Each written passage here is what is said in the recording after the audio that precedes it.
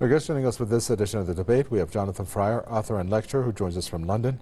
We also have Tony Gosling, who's an investigative journalist, who joins us from Bristol. Tony Gosling, let me first start with you and get your reaction with the Russian and Syrian security forces who are going to be overseeing the removal of these YPG fighters at least 30 kilometers or 19 miles into Syria under the deal struck by Vladimir Putin and Tayyip Erdogan. Well, it's interesting who the real players are in Syria, because what we've seen over the last few weeks is it's absolutely clear that the Americans have got really no clout left in Syria. The real people with the real clout are the Russians. And of course, this is not surprising to anyone who's been studying Middle East affairs for decades, because the Russians have a very long-term interest in Syria staying as an independent state, obviously, under Russia's wing. But with the Russians having the bases in Syria on the Mediterranean, that gives them the ability to project Russian sea power from Syria and air power.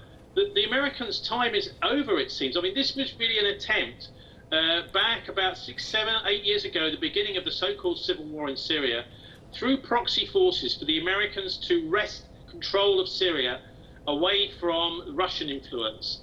Russia has actually, though, over the last 20 years been getting increasingly strong as a nation, financially and militarily, and they've got their confidence back after Vladimir Putin wrested power from the oligarchy, particularly Boris Berezovsky, back in 2000. Russia is really starting to stand on its feet, and they're saying to the Americans, and they have every ability now to say to the United States, no, these regime change actions that you've been doing, obviously the clear and most obvious one is in Libya. We've seen others too, attempts in Afghanistan, etc. But it's not going to happen in Syria. They've drawn a line in the sand, really, a little bit like some say the Stalingrad battle in the Second World War, that they're not having control of it. And so really the Russians have proved that they are the ones to broker deals here. And after the coup attempt in Turkey, which many say was actually sponsored by the United States, and the Russians helped Erdogan survive that coup, he's now not just an ordinary NATO member, he's a NATO member with one arm round Vladimir Putin. Right. Well, Jonathan Fryer, the U.S. President Donald Trump likes to take credit. He seems to think that he's the one that should be taking credit for this deal that was made between Russia and Turkey. And I'm going to quote him: "And the pain and suffering of the 3-day fight that occurred was directly responsible for our ability," meaning the U.S., "to make an agreement with Turkey and the Kurds that could never have been made without this short-term outburst." Do you agree with his assessment on how the final deal came about between Turkey and Russia? No, I don't. And in fact, this is another example of the fact that Donald Trump seems to be living on another planet, an alternative world where he has his own version of truth, which is quite different from other people's. It was extraordinary in the statement that he made earlier today. He also claimed that he'd saved thousands of Kurdish lives by pulling US troops out and by allegedly being responsible for this Turkish-Russian rapprochement. So it's all nonsense, obviously. But what's really serious is that the Americans did pull out, really at a moment's notice, really creating the situation that has existed in the north, that strip on the border with Turkey in northern Syria over the last few weeks. And it was highly irresponsible, and I wasn't at all surprised to see that when some of the American troops left that area and moved into Kurdish Iraq, in other words, Kurdistan regional government of Iraq, they were being pelted with rotten fruit and stones because the Kurds feel that the Americans have completely let them down. Well, we should not jump the gun too much here, Tony Gosling, because this deal is just very fresh. I mean, we don't know exactly what the Kurds are going to do. Do you think that they are actually going to listen to the Turks, to Turkey and Russia, with them patrolling that area and then for them to be removed? I mean, is there a possibility that they may have other plans, or are we looking at their removal? Okay, look, I feel really sorry for the Kurds because they've been used as a cat's paw by the big powers in the region. The fact that they're stateless, they're desperate for their own state, means that they are absolutely beholden to anyone that comes along to them, waving big wads of cash and saying, here's some cheap weapons to do what they want. But the thing is that they don't have the economic power of their own and the global political power of their own to make their own decisions. So they're at the mercy of the first person that comes along and says, look, you can play a great role in history, and at the end of the day, you can have your own state. I mean, they said this, I can remember back 1990, back in the first Gulf War, part of the reason that the coalition forces went over to Kuwait, they said, oh, well, one of the things we can do is we can help the Kurds have their homeland. They've been sold out by every side in many of these battles, but they are still, of course, a force to be reckoned with.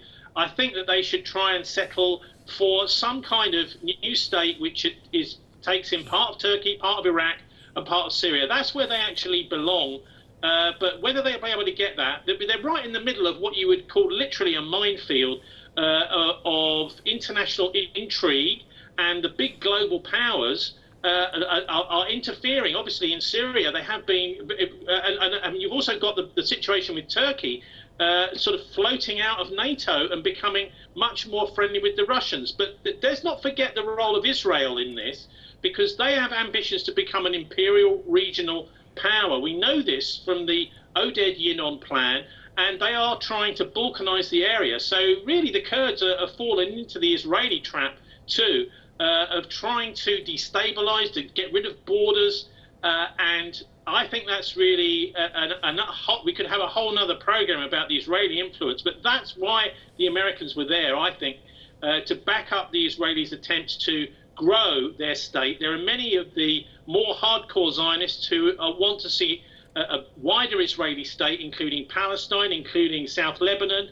including the Golan Heights, which has now said it's okay, you can have that, and even Jordan, and some that say they want to expand Israel to between the Nile and the Euphrates. So this is another important aspect. It's one of the reasons I think Britain, my own country, is also behind this plan to expand the Israeli state. But what's happened is the Kurds, I mean, whether they can stay where they are, I would suggest that they need to do some very, very careful diplomacy. It may even be that they can argue for a state of their own of some kind by playing one big power off against another. But that is something which it's easy for that to go wrong. And we've seen so many times that the great powers, whether it's Russia, whether it's the United States, NATO, or Israel, sometimes just change at the last minute, and they may well be betrayed once again. In a way, one could say, well, maybe the best thing for them to do is simply give up arms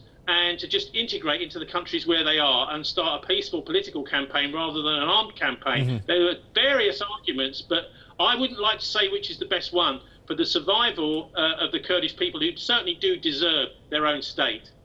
Indeed, we're going to get a little bit into that, but since you've mentioned Israel, Jonathan Fryer, I do have to mention this, that the U.S. President said that they are leaving a small contingent, that he's leaving a small contingent of U.S. troops in Syria to basically guard the oil fields. He said that the oil fields are now secured, but it has turned out that Trump was following a request based on an Israeli newspaper or a periodical, that Trump was following a request by Israel and Jordan to leave some U.S. troops behind. What benefits would the U.S. presence on Syrian soil have for Israel? Well, it is a bit mystifying, I think. I don't think I totally share the analysis that Tony has said about ever expanding Israel right across the Middle East. But certainly the Israelis obviously would prefer to have some American troops in the region, because they do consider Washington to be their closest ally, and that's been the case for many, many years.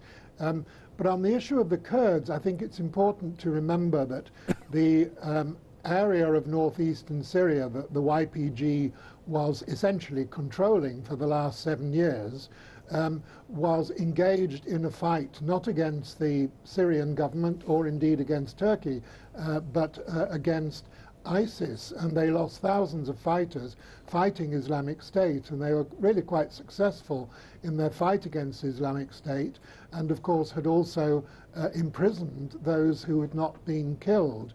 And it was rather alarming that, according to Jim Jeffrey, the US envoy to Syria just the other day, that he had estimated 100 IS prisoners had escaped from the prisons following the Turkish assault onto northern Syria.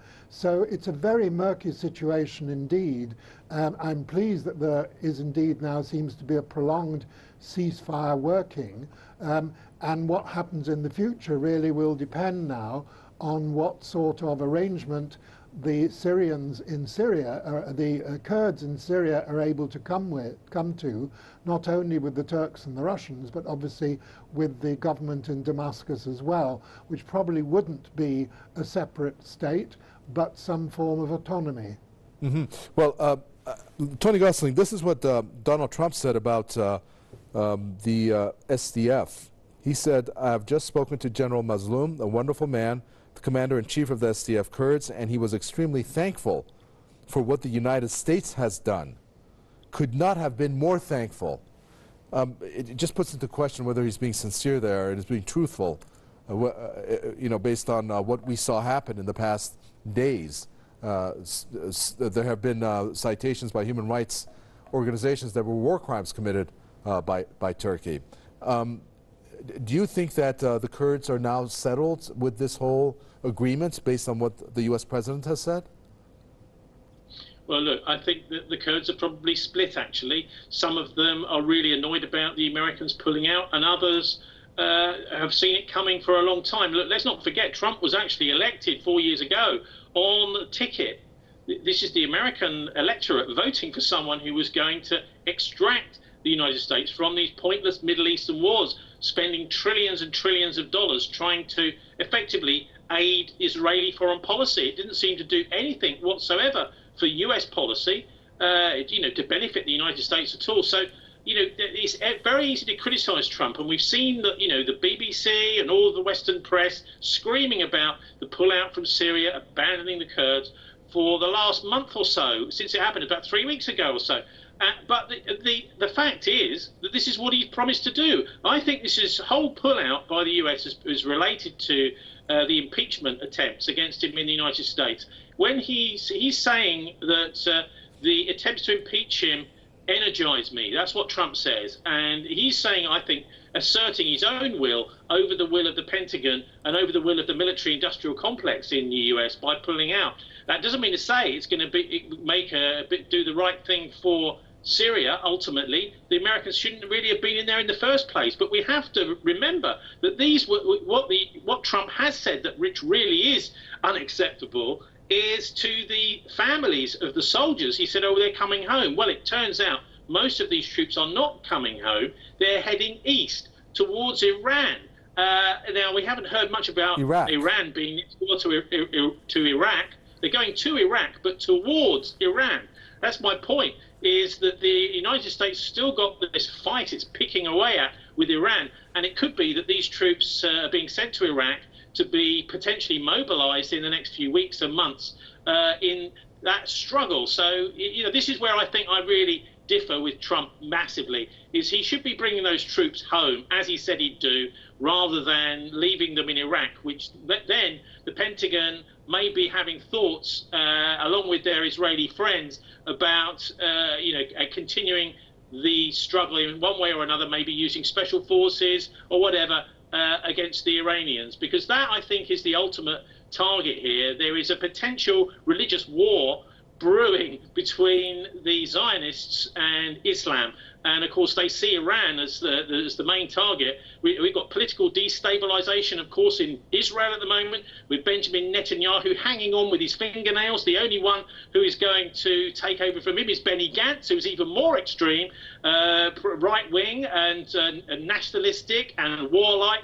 So this is a potentially difficult, move into Iraq. I think really needs to be called out. The Iraqis themselves, Najjar al-Shamari, who's the defense minister in Iraq, has said these American troops, we don't want them here. They've got 4 weeks.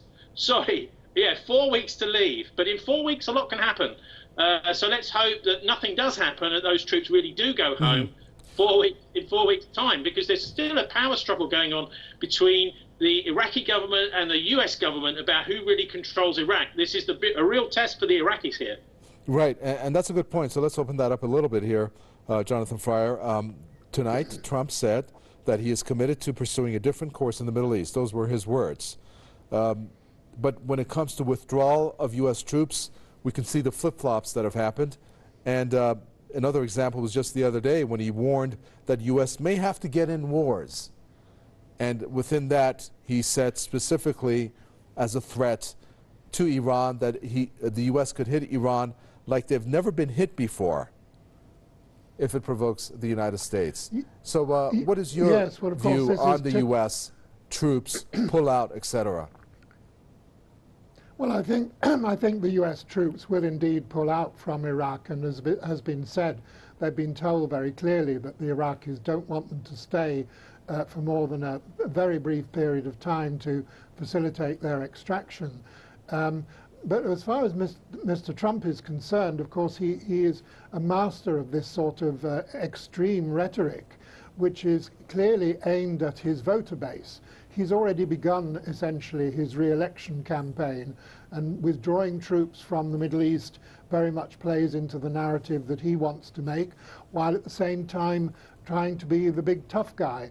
I mean, not only did he make extreme threats against Iran, if it was necessary, as he felt it, but also against Turkey. He said only a few weeks ago that he could destroy Turkey's economy if they didn't stop their offensive in Syria. So this is a man who says these very extreme things, and to many of us in other parts of the world it seems absurd and irrational, but he is essentially campaigning to be re-elected, because the sort of people who respond to that sort of language are the sort of people who vote for him. Thank you for that. We're going to end it. That does it for this edition of the debate. Jonathan Fryer, author and lecturer there from London. And thank you, Tony Gosling, investigative journalist from Bristol. That does it for this edition of the debate. Questions or comments, newsroom@prestv.ir is our email address. From me, Kavitagwe, entire team is goodbye until next time.